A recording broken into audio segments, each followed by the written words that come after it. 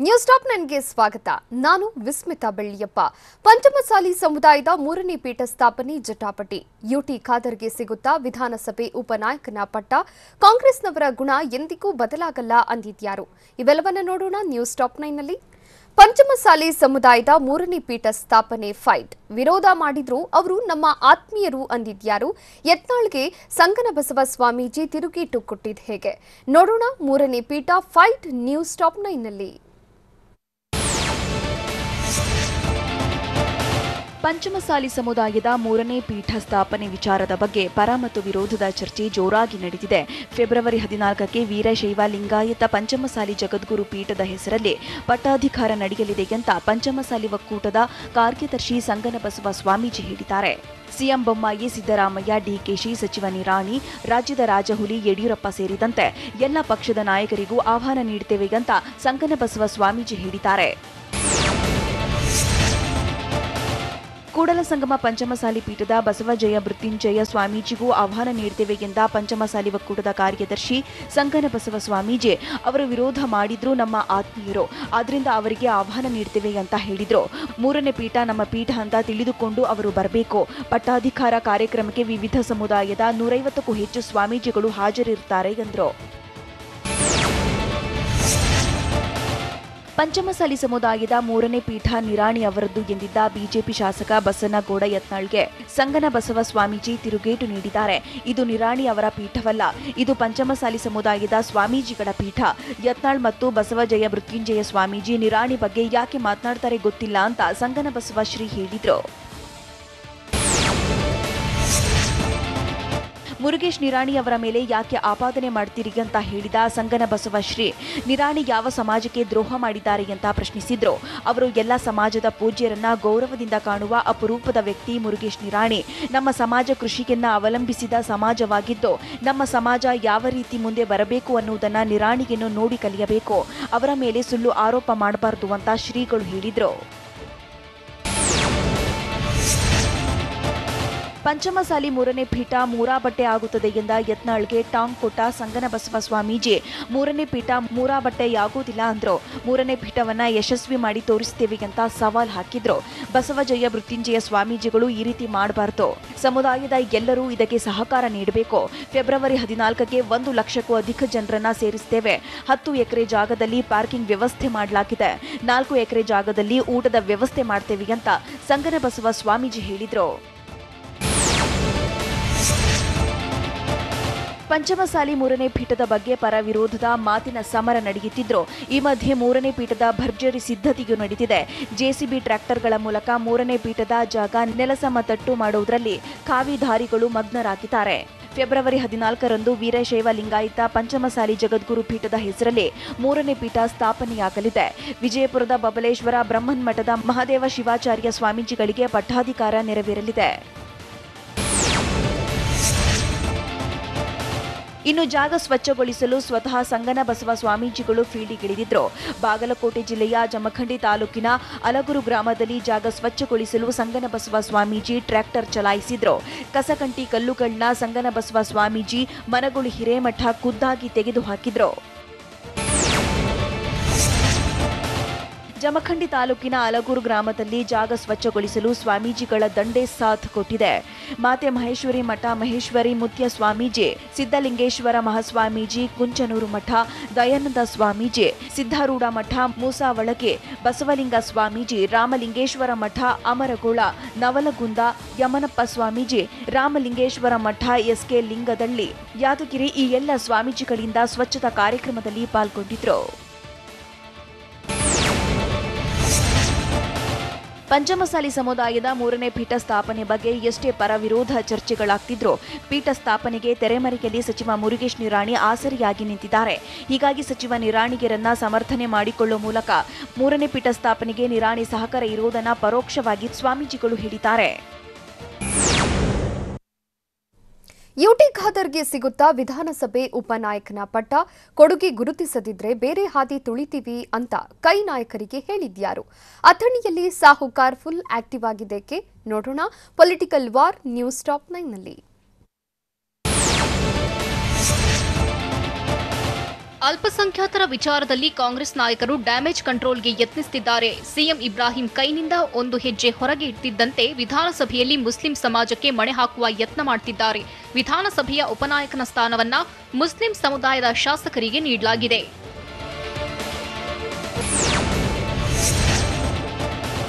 ವಿಧಾನಸಭಾ ಉಪನಾಯಕನಾಗಿ ಶಾಸಕ ಯುಟಿ ಖಾದರ್ ಹೆಸರನ್ನ ಘೋಷಿಸಲಾಗಿದೆ. ಹೈಕಮಾಂಡ್ಗೆ ಸಿದ್ದರಾಮಯ್ಯ ಯುಟಿ ಖಾದರ್ ಹೆಸರು ಸೂಚಿಸಿದ್ದು, ಅದರಂತೆ ಖಾದರ್ ಹೆಸರನ್ನ ಕೆಸಿ ವೇಣುಗೋಪಾಲ್ ಘೋಷಿಸಿದ್ದಾರೆ. ಶಾಸಕ ಜಮೀರ್ ಅಹಮದ್ ಖಾನ್ಗೆ ವಿಪಕ್ಷ ನಾಯಕನ ಸ್ಥಾನ ನೀಡೋ ಬಗ್ಗೆ ಈ ಮೊದಲು ಚಿಂತನೆ ನಡೆದಿತ್ತು. ಆದರೆ ಜಮೀರ್ ನಿರಾಕರಿಸಿದ್ರು ಎನ್ನಲಾಗಿದೆ.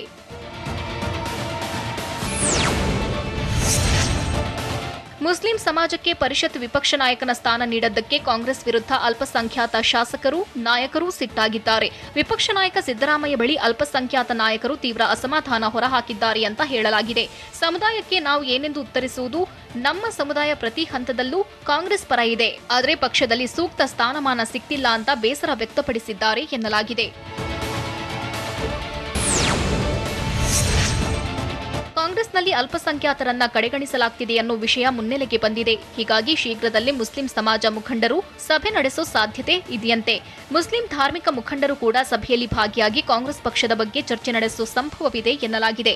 ಸಭೆಯಲ್ಲಿ ಮುಸ್ಲಿಂ ಸಮಾಜವನ್ನ ಕಡೆಗಣಿಸದಂತೆ ಕಾಂಗ್ರೆಸ್ಗೆ ಎಚ್ಚರಿಕೆ ನೀಡುತ್ತಾರೆ ಎನ್ನಲಾಗಿದೆ. ಮುಸ್ಲಿಂ ಸಮುದಾಯದ ಕೊಡುಗೆಯನ್ನ ಕಾಂಗ್ರೆಸ್ ಗುರುತಿಸದೇ ಇದ್ರೆ ಬೇರೆ ಹಾದಿ ತುಳಿಯೋ ಎಚ್ಚರಿಕೆಯನ್ನು ಕೊಡ್ತಾರೆ ಅಂತ ಹೇಳಲಾಗಿದೆ. ಆ ಮೂಲಕ ಕಾಂಗ್ರೆಸ್ ಹೈಕಮಾಂಡ್ಗೂ ಎಚ್ಚರಿಕೆ ಸಂದೇಶ ರವಾನಿಸುವ ಸಾಧ್ಯತೆ ಇದೆ.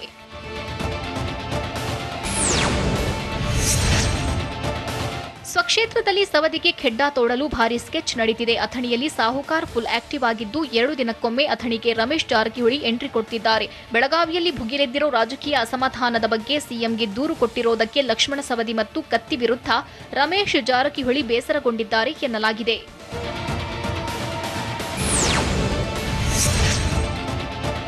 2023ರಲ್ಲಿ ಅಥಣಿ ಟಿಕೆಟ್ ಮೇಲೆ ರಮೇಶ್ ಜಾರಕಿಹೊಳಿ ಕಣ್ಣಿಟ್ಟಿದ್ದಾರೆ. ಮತ್ತೊಂದೆಡೆ ಲಕ್ಷ್ಮಣ ಸವದಿ ಮತ್ತು ಮಹೇಶ್ ಕುಮಟಳ್ಳಿ ಕೂಡ ಟಿಕೆಟ್ಗಾಗಿ ಈಗಾಗಲೇ ಲಾಬಿ ಶುರು ಮಾಡಿದ್ದಾರೆ. ಹೀಗಾಗಿ ಇಬ್ಬರಲ್ಲಿ ಒಬ್ಬರಿಗೆ ಟಿಕೆಟ್ ಕೊಟ್ಟರೂ ಬಂಡಾಯ ಫಿಕ್ಸ್ ಆಗಲಿದೆ. ಕುಮಟಳ್ಳಿಗೆ ಸಪೋರ್ಟ್ ಮಾಡಲು ಸಾಹುಕಾರ್ ಪ್ಲಾನ್ ಮಾಡಿದ್ದು, ಆ ಮೂಲಕ ಅಥಣಿಯಲ್ಲಿ ಸವದಿಗೆ ಖೆಡ್ಡಾ ತೋಡೋಕೆ ರಮೇಶ್ ಮುಂದಾಗಿದ್ದಾರೆ ಎನ್ನಲಾಗಿದೆ.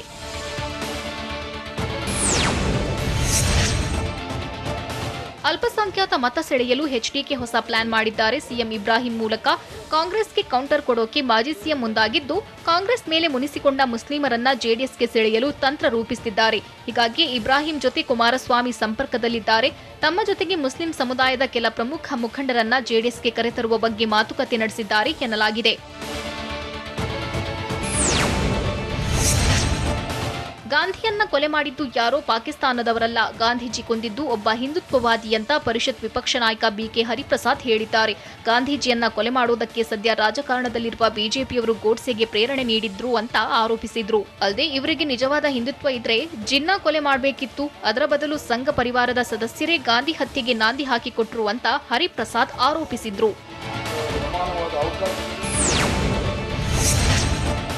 ಎಲ್ಆರ್ ಶಿವರಾಮೇಗೌಡರದ್ದು ಎನ್ನಲಾದ ಆಡಿಯೋ ವೈರಲ್ ಆಗಿದೆ. ಪರಿಷತ್ ಚುನಾವಣೆಗೆ 27 ಕೋಟಿ ರೂಪಾಯಿ ಖರ್ಚು ಮಾಡಿದ್ದೆ, ಲೋಕಸಭೆ ಚುನಾವಣೆಗೂ 30 ಕೋಟಿ ಖರ್ಚಾಗಿದೆ, ಮುಂದಿನ ವಿಧಾನಸಭೆ ಚುನಾವಣೆಗೆ 30 ಕೋಟಿ ಖರ್ಚು ಮಾಡಬೇಕು ಅಂತ ಹೇಳಿರುವ ಆಡಿಯೋ ವೈರಲ್ ಆಗಿದೆ.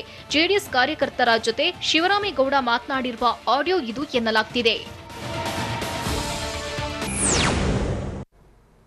ಕಾಂಗ್ರೆಸ್ನವರ ಗುಣ ಎಂದಿಗೂ ಬದಲಾಗಲ್ಲ ಅಂದಿದ್ಯಾರು? ಸಿದ್ದರಾಮಯ್ಯ ವಿರುದ್ಧ ಕಿಡಿಕಾರಿದ್ದು ಸಿಎಂ ಬೊಮ್ಮಾಯಿ. ಇನ್ನು ಸರ್ಕಾರದ ನಡೆಗೆ ಕೆಲ ಉದ್ಯಮಗಳು ಆಕ್ರೋಶ ವ್ಯಕ್ತಪಡಿಸಿದ್ದೇಕೆ ನೋಡೋಣ ಬೆಂಗಳೂರು ನ್ಯೂಸ್ ಟಾಪ್ 9ನಲ್ಲಿ. ಸಿದ್ದರಾಮಯ್ಯ ಡಿಕೆಶಿ ಒಳಜಗಳ ಎಲ್ಲರಿಗೂ ಗೊತ್ತಿದೆ ಅಂತ ಬೆಂಗಳೂರಿನಲ್ಲಿ ಸಿಎಂ ಬಸವರಾಜ ಬೊಮ್ಮಾಯಿ ಹೇಳಿದ್ರು. ಕಾಂಗ್ರೆಸ್ ಯಾವಾಗಲೂ ಜನಪರವಾಗಿ ಕೆಲಸ ಮಾಡಿಲ್ಲ, ಅವರು ತಮ್ಮ ಸ್ವಾರ್ಥಕ್ಕಾಗಿ ಅಧಿಕಾರ ಬಳಸ್ತಾರೆ. ಕಾಂಗ್ರೆಸ್ನವರ ಗುಣಗಳು ಎಂದಿಗೂ ಬದಲಾವಣೆ ಆಗಲ್ಲ ಅಂತ ಕೈ ನಾಯಕರ ವಿರುದ್ಧ ಸಿಎಂ ಬಸವರಾಜ ಬೊಮ್ಮಾಯಿ ವಾಗ್ದಾಳಿ ನಡೆಸಿದ್ರು.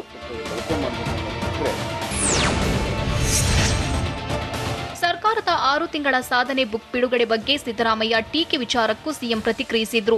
ಸಿದ್ದರಾಮಯ್ಯ ಅವರಿಂದ ಟೀಕೆ ಬಿಟ್ಟು ಬೇರೇನೂ ನಿರೀಕ್ಷೆ ಮಾಡಲು ಸಾಧ್ಯವಿಲ್ಲ, ತಾವು 90% ಭರವಸೆ ಈಡೇರಿಸಿದ್ದೇವೆ ಎಂದು ಸಿದ್ದರಾಮಯ್ಯ ಹೇಳಿದ್ರು. ಹಾಗಾಗಿಯೇ ಜನ ಮನೆಗೆ ಕಳುಹಿಸಲಿಲ್ವೇ ಅಂತ ಸಿಎಂ ವ್ಯಂಗ್ಯವಾಡಿದ್ರು. ಅಲ್ಲದೆ ಜನರಿಗೆ ಏನು ಬೇಕು ಅನ್ನೋದು ಮುಖ್ಯ, ಹೀಗಾಗಿ ಜನಹಿತದ ಕೆಲಸವನ್ನ ನಾವು ಮಾಡ್ತಿದ್ದೇವೆ ಎಂದ್ರು.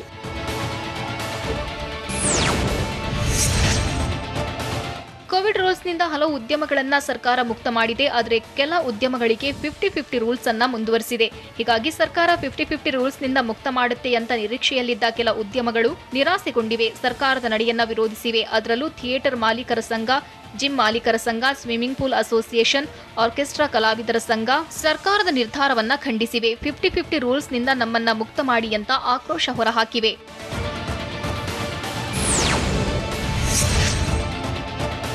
ಮದುವೆಗಳಿಗೆ 50-50 ರೂಲ್ಸ್ ಅನ್ನ ಸರ್ಕಾರ ಮುಂದುವರಿಸಿದೆ. ಹೀಗಾಗಿ ಕಲ್ಯಾಣ ಮಂಟಪದ ಮಾಲೀಕರು ಗರಂ ಆಗಿದ್ದಾರೆ.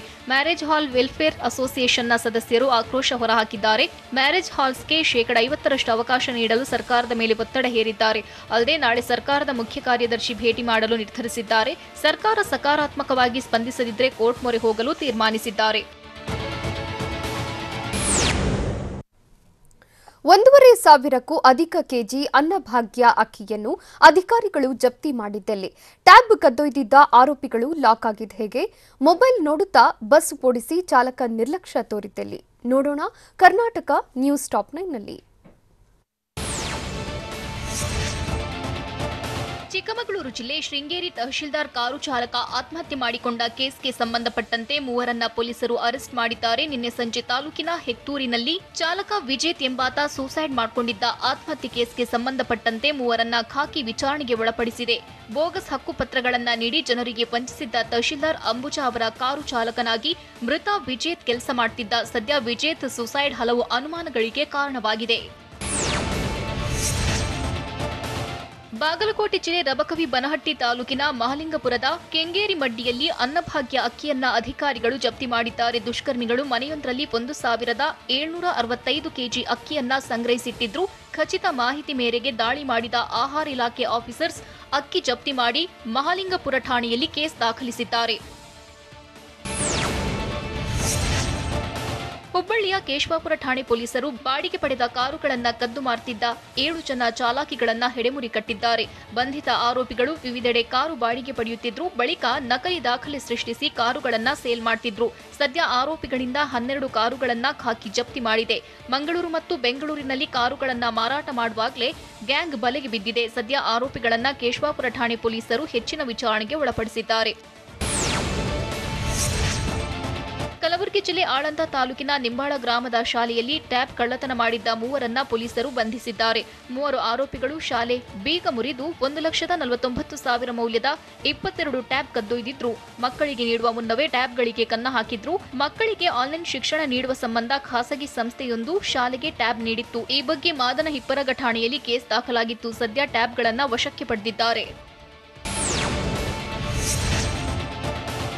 ಕೊರೋನಾ ವ್ಯಾಕ್ಸಿನ್ ಹೆಸರಲ್ಲೂ ವೈದ್ಯಕೀಯ ಸಿಬ್ಬಂದಿ ಮತ್ತು ಆರೋಗ್ಯ ಇಲಾಖೆ ಏನೆಲ್ಲ ಎಡವಟ್ಟುಗಳನ್ನ ಮಾಡುತ್ತೆ ಅನ್ನುವುದಕ್ಕೆ ಇದೇ ಸಾಕ್ಷಿ. 6 ತಿಂಗಳ ಹಿಂದೆಯೇ ಸತ್ತ ವ್ಯಕ್ತಿಗೆ ಕೊರೋನಾ ಲಸಿಕೆ ಸರ್ಟಿಫಿಕೇಟ್ ನೀಡಿ ತುಮಕೂರು ಆರೋಗ್ಯ ಇಲಾಖೆ ಮಹಾ ಎಡವಟ್ಟು ಮಾಡಿದೆ. ಜುಲೈ 16, 2021ರಂದು ಮೆಳೆಕೋಟೆಯ ಬಸಪ್ಪ ಮೃತಪಟ್ಟಿದ್ರು. ಆದರೆ ಜನವರಿ 29, 2022ರಂದು ಲಸಿಕೆ ನೀಡಿರುವುದಾಗಿ ಸರ್ಟಿಫಿಕೇಟ್ ಬಂದಿದೆ. ಸತ್ತ ಬಳಿಕ ಕೊರೋನಾ ಲಸಿಕೆ ನೀಡಿರೋ ಮೆಸೇಜ್ ನೋಡಿ ಕುಟುಂಬಸ್ಥರಿಗೆ ಶಾಕ್ ಆಗಿದೆ.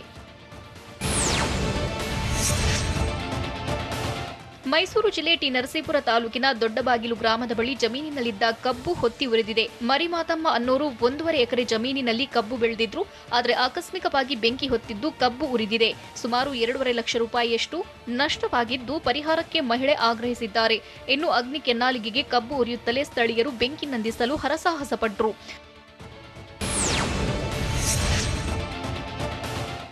ರಾಷ್ಟ್ರೀಯ ಹೆದ್ದಾರಿ 4ರಲ್ಲಿ ಮೊಬೈಲ್ ನೋಡಿಕೊಂಡು ಚಾಲಕ ಬಸ್ ಓಡಿಸಿದ್ದು ಪ್ರಯಾಣಿಕರು ಆತಂಕಗೊಂಡಿದ್ರು. ಜನವರಿ 27ರಂದು ಬೆಂಗಳೂರಿನಿಂದ ಹಾನಗಲ್ಗೆ ಬಸ್ ಹೊರಟಿದ್ದು ತುಮಕೂರು ಶಿರಾ ಮಾರ್ಗದಲ್ಲಿ ಚಲಿಸುವಾಗ ಚಾಲಕ ಮೊಬೈಲ್ ಅನ್ನ ಕೈಯಲ್ಲೇ ಹಿಡಿದು ಬಸ್ ಓಡಿಸಿದ್ದಾನೆ. ಬಸ್ನಲ್ಲಿ ಪ್ರಯಾಣಿಸುತ್ತಿದ್ದ ಮಹದೇವ ಅನ್ನೋರು ವಿಡಿಯೋ ಸೆರೆ ಹಿಡಿದಿದ್ದು ಬಸ್ನಲ್ಲಿ ಜರ್ನಿ ಮಾಡುವ ಜನರಿಗೆ ಸೂಕ್ತ ರಕ್ಷಣೆ ಒದಗಿಸಿ ಅಂತ ಸಾರಿಗೆ ಅಧಿಕಾರಿಗಳಲ್ಲಿ ಮನವಿ ಮಾಡಿದ್ದಾರೆ. ವಿಜಯಪುರ ನಗರ ಹಾಗೂ ವಿಜಯಪುರ ತಾಲೂಕಿನಲ್ಲಿ ಮತ್ತೆ ಭೂಮಿ ಕಂಪಿಸಿದ ಅನುಭವವಾಗಿದ್ದು ಜನರ ಆತಂಕಕ್ಕೆ ಕಾರಣವಾಗಿತ್ತು. ಅಲಿಯಾಬಾದ್, ನಿಂಗನಾಳ, ಭರಟಗಿ, ಗೂಗದಡ್ಡಿ ಸೇರಿದಂತೆ ಹಲವು ಗ್ರಾಮದಲ್ಲಿ ಜನರಿಗೆ ಭೂಮಿ ಕಂಪಿಸಿದ ಅನುಭವವಾಗಿದ್ದು ಜನರನ್ನ ಭೀತಿಗೆ ದೂಡಿತ್ತು. ರಿಕ್ಟರ್ ಮಾಪಕದಲ್ಲಿ 2.9ರಷ್ಟು ಕಂಪನ ದಾಖಲಾಗಿದೆ. ತುಮಕೂರು ಜಿಲ್ಲೆ ಕುಣಿಗಲ್ನ ಸರ್ಕಾರಿ ಕಾಲೇಜಿನಲ್ಲಿ ಕಾಣಿಸಿಕೊಂಡ ಹಾವೊಂದನ್ನು ಹಿಡಿದು ಶಾಸಕ ರಂಗನಾಥ್ ಸಂಭ್ರಮಿಸಿದ್ದಾರೆ. ಕಾಲೇಜು ಕಾರ್ಯಕ್ರಮದಲ್ಲಿ ಶಾಸಕರು ಭಾಗಿಯಾಗಿದ್ರು. ಈ ವೇಳೆ ಪ್ರತ್ಯಕ್ಷವಾದ ಹಾವನ್ನ ಉರಗರಕ್ಷಕ ಹಿಡಿದಿದ್ದಾರೆ. ಆಗ ಶಾಸಕ ರಂಗನಾಥ್ ಅಂಜಿಕೆಯಿಂದಲೇ ಹಾವು ಹಿಡಿದು ಸಂತಸಪಟ್ಟಿದ್ದಾರೆ. ಬಳಿಕ ಹಾವನ್ನ ಸುರಕ್ಷಿತವಾಗಿ ಕಾಡಿಗೆ ಬಿಡಲಾಗಿದೆ. ಟೋಯಿಂಗ್ ವ್ಯವಸ್ಥೆ ಪುನರ್ ಪರಿಶೀಲನೆ ಬಗ್ಗೆ ಸಿಎಂ ಏನಂದ್ರು? ಸಿನಿಮಾ ಮಂದಿರಗಳಿಗೆ 50-50 ರೂಲ್ಸ್ ಬಗ್ಗೆ ಶಿವಣ್ಣ ಹೇಳಿದ್ದೇನು? ಸಂಸದ ಪ್ರತಾಪ್ ಸಿಂಹಗೆ ಶಾಸಕ ನಾಗೇಂದ್ರ ತಿರುಗೇಟು ಹೇಗಿತ್ತು? ನೋಡೋಣ ಸಮಗ್ರ ನ್ಯೂಸ್ ಟಾಪ್ 9ನಲ್ಲಿ. ಇಂದು ರಾಷ್ಟ್ರಪಿತ ಮಹಾತ್ಮ ಗಾಂಧೀಜಿ ಪುಣ್ಯಸ್ಮರಣೆ ಹಿನ್ನೆಲೆ ವಿಧಾನಸೌಧದಲ್ಲಿರುವ ಮಹಾತ್ಮ ಗಾಂಧೀಜಿ ಪ್ರತಿಮೆಗೆ ಸಿಎಂ ಬೊಮ್ಮಾಯಿ ಪುಷ್ಪ ನಮನ ಸಲ್ಲಿಸಿದ್ರು. ಗಾಂಧೀಜಿ ಪ್ರತಿಮೆಯ ಬಳಿ 2 ನಿಮಿಷ ಮೌನಾಚರಣೆಯನ್ನು ಮಾಡಿದ್ದು ಸ್ಪೀಕರ್ ಕಾಗೇರಿ, ಸಚಿವ ಆರ್ ಅಶೋಕ್ ಸೇರಿದಂತೆ ಹಲವು ನಾಯಕರು ಈ ವೇಳೆ ಸಿಎಂ ಬೊಮ್ಮಾಯಿಗೆ ಸಾಥ್ ಕೊಟ್ಟರು. ದೆಹಲಿ ಪ್ರವಾಸದ ಬಗ್ಗೆ ಬಹಿರಂಗವಾಗಿ ಚರ್ಚಿಸುವುದಿಲ್ಲ, ವರಿಷ್ಠರು ಸಮಯ ನೀಡಿದಾಗ ಹೋಗಿ ಭೇಟಿಯಾಗುತ್ತೇನೆ ಅಂತ ಬೆಂಗಳೂರಿನಲ್ಲಿ ಸಿಎಂ ಬಸವರಾಜ ಬೊಮ್ಮಾಯಿ ಹೇಳಿದರು. ಕೇಂದ್ರ ಬಜೆಟ್ ಅಧಿವೇಶನ ಹಿನ್ನೆಲೆ ಶೀಘ್ರದಲ್ಲೇ ಸಂಸದರು ಸಚಿವರ ಜೊತೆ ಸಭೆ ನಡೆಸುತ್ತೇನೆ ಅಂತಲೂ ಇದೇ ವೇಳೆ ಸಿಎಂ ಮಾಹಿತಿ ಕೊಟ್ಟರು. ಸಿನಿಮಾ ಮಂದಿರಗಳಿಗೆ ಕೋವಿಡ್ 50-50 ರೂಲ್ಸ್ ಬಗ್ಗೆ ನಟ ಶಿವರಾಜ್ ಕುಮಾರ್ ಪ್ರತಿಕ್ರಿಯಿಸಿದ್ದಾರೆ. ಮೈಸೂರಿನಲ್ಲಿ ಮಾತನಾಡಿದ ಶಿವಣ್ಣ, ನಿನ್ನೆಯಷ್ಟೇ ನಾನು ಈ ಬಗ್ಗೆ ಮಾಹಿತಿ ತೆಗೆದುಕೊಂಡಿದ್ದೇನೆ. ಎಲ್ಲ ಕ್ಷೇತ್ರಗಳಿಗೂ 50-50 ರೂಲ್ಸ್ನಿಂದ ರಿಲ್ಯಾಕ್ಸ್ ಕೊಡಲಾಗಿದೆ. ಆದರೆ ಸಿನಿಮಾ ಮಂದಿರಗಳಿಗೆ ಯಾಕೆ ರಿಲ್ಯಾಕ್ಸ್ ಕೊಟ್ಟಿಲ್ಲ ಎಂದು ಗೊತ್ತಿಲ್ಲ. ಈ ಬಗ್ಗೆ ಮುಖ್ಯಮಂತ್ರಿ ಭೇಟಿ ಮಾಡಿ ಮನವಿ ಮಾಡುತ್ತೇನೆ ಅಂತ ಹೇಳಿದರು. ಚಾಮರಾಜ ಕ್ಷೇತ್ರಕ್ಕೆ 300 ಕೋಟಿ ಅನುದಾನ ಎಲ್ಲಿ ತರಲಾಗಿದೆ ಎಂಬ ಸಂಸದ ಪ್ರತಾಪ್ ಸಿಂಹ ಆರೋಪಕ್ಕೆ ಶಾಸಕ ನಾಗೇಂದ್ರ ತಿರುಗೇಟು ನೀಡಿದ್ದಾರೆ. 500 ಕೋಟಿ ಅನುದಾನದ ದಾಖಲೆ ಬಿಡುಗಡೆ ಮಾಡಿರುವ ಶಾಸಕ ನಾಗೇಂದ್ರ, ಇದು ಒಂದೇ ದಿನದಲ್ಲಿ ಸಂಗ್ರಹಿಸಿದ ದಾಖಲೆ, ಇನ್ನೂ ಹಲವು ದಾಖಲೆ ಇದ್ದು ಅದನ್ನು ಬಿಡುಗಡೆ ಮಾಡುತ್ತೇನೆ. ಪ್ರಸಕ್ತ ಬೆಳವಣಿಗೆ ಬಗ್ಗೆ ಬಿಜೆಪಿ ರಾಜ್ಯಾಧ್ಯಕ್ಷ ಉಸ್ತುವಾರಿ ಸೇರಿ ಎಲ್ಲರ ಗಮನಕ್ಕೆ ತಂದಿದ್ದೇನೆ. ಪಕ್ಷದ ವೇದಿಕೆಯಲ್ಲೂ ಈ ಬಗ್ಗೆ ಚರ್ಚೆ ಮಾಡುತ್ತೇನೆ ಎಂದರು.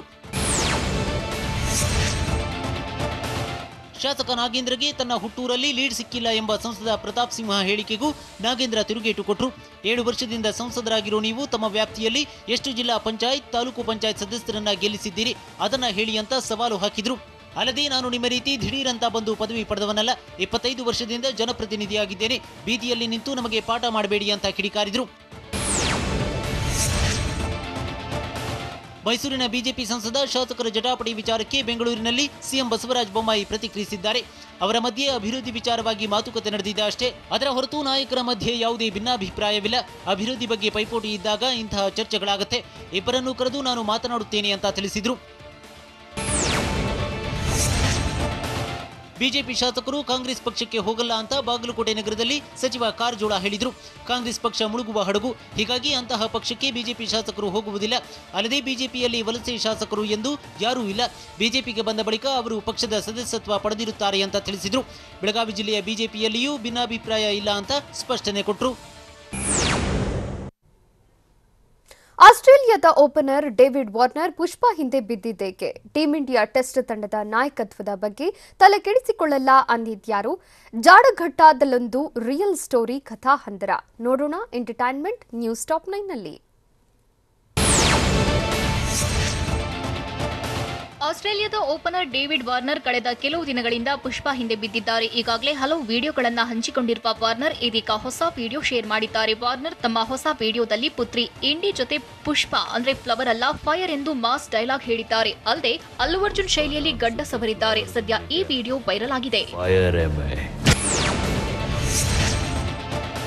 ಟೀಂ ಇಂಡಿಯಾ ಟೆಸ್ಟ್ ತಂಡದ ಮುಂದಿನ ನಾಯಕ ಯಾರಾಗಬಹುದು ಎಂಬ ಪ್ರಶ್ನೆಗೆ ಮೊಹಮ್ಮದ್ ಶಮಿ ಉತ್ತರಿಸಿದ್ದಾರೆ. ಟೆಸ್ಟ್ ತಂಡದ ನಾಯಕತ್ವದ ಬಗ್ಗೆ ನಾನೀಗ ತಲೆಕೆಡಿಸಿಕೊಳ್ತಿಲ್ಲ, ನಾನು ನನ್ನ ಬೌಲಿಂಗ್ ಬಗ್ಗೆ ಮಾತ್ರ ಯೋಚನೆ ಮಾಡ್ತೇನೆ ಅಂತ ವೇಗಿ ಶಮಿ ತಿಳಿಸಿದ್ದಾರೆ. ಅಲ್ಲದೆ ಯಾರಿಗೆ ನಾಯಕತ್ವ ನೀಡ್ತಾರೆ ಎನ್ನುವ ಬಗ್ಗೆ ನನಗೆ ಯೋಚನೆ ಇಲ್ಲ, ನಮ್ಮಲ್ಲಿ ರೋಹಿತ್ ಶರ್ಮಾ, ಅಜಿಂಕ್ಯ ರಹಾನೆ ಮುಂತಾದವರಿದ್ದಾರಲ್ಲ ಎಂದು ಶಮಿ ತಿಳಿಸಿದ್ದಾರೆ.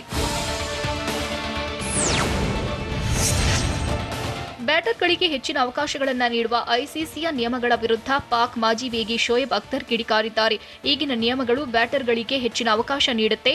ಈಗ ಬ್ಯಾಟರ್ಗೆ 3 ರಿವ್ಯೂಗೆ ಅವಕಾಶ ನೀಡಲಾಗುತ್ತೆ. ಒಂದ್ ವೇಳೆ ಸಚಿನ್ ತೆಂಡೂಲ್ಕರ್ ಆಡುವ ಸಮಯದಲ್ಲಿ 3 ಡಿಆರ್ಎಸ್ ಅವಕಾಶವಿದ್ರೆ ಅವರು 1 ಲಕ್ಷ ರನ್ ಗಳಿಸ್ತಿದ್ರು ಎಂದು ಅಖ್ತರ್ ಹೇಳಿದ್ದಾರೆ. ದಕ್ಷಿಣ ಆಫ್ರಿಕಾ ಪ್ರವಾಸದಿಂದ ವಾಪಸ್ಸಾಗಿರೋ ಟೀಂ ಇಂಡಿಯಾ ಆಟಗಾರರಿಗೆ ಬಿಸಿಸಿಐ ಶಾಕ್ ನೀಡಿದೆ. ಫೆಬ್ರವರಿ 6ರಿಂದ ಅಹಮದಾಬಾದ್ನಲ್ಲಿ ವೆಸ್ಟ್ ಇಂಡೀಸ್ ವಿರುದ್ಧ ಸರಣಿ ನಡೆಯಲಿದೆ. ಇದೇ ಮೊದಲ ಬಾರಿಗೆ ಕೋವಿಡ್ ಸಂದರ್ಭದಲ್ಲಿ ಚಾರ್ಟರ್ ಫ್ಲೈಟ್ ಇಲ್ಲದೆ ಪ್ರಯಾಣಿಸಬೇಕಾದ ಸ್ಥಿತಿ ಎದುರಾಗಿದೆ. ಎಲ್ಲಾ ಆಟಗಾರರು ವೈಯಕ್ತಿಕವಾಗಿ ಅಹಮದಾಬಾದ್ಗೆ ಆಗಮಿಸುವಂತೆ ಬಿಸಿಸಿಐ ತಿಳಿಸಿದೆ.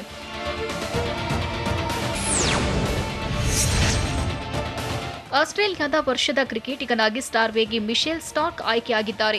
ಏಕದಿನ ಟಿ20 ಮತ್ತು ಟೆಸ್ಟ್ ಕ್ರಿಕೆಟ್ನಲ್ಲಿ ಅದ್ಭುತ ಬೌಲಿಂಗ್ ಮಾಡಿದ್ದ ಸ್ಟಾರ್ಕ್ 43 ವಿಕೆಟ್ ಕಬಳಿಸಿದ್ರು. ಹೀಗಾಗಿ ಸ್ಟಾರ್ಕ್ ರನ್ನ ಮೊದಲ ಬಾರಿಗೆ ಎಲೆನ್ ಬಾರ್ಡರ್ ಪ್ರಶಸ್ತಿಗೆ ಆಯ್ಕೆ ಮಾಡಲಾಗಿದೆ. ಅಲ್ಲದೆ ವರ್ಷದ ಏಕದಿನ ಕ್ರಿಕೆಟಿಗನಾಗಿಯೂ ಮಿಶೆಲ್ ಸ್ಟಾರ್ಕ್ ಹೊರಹೊಮ್ಮಿದ್ದಾರೆ.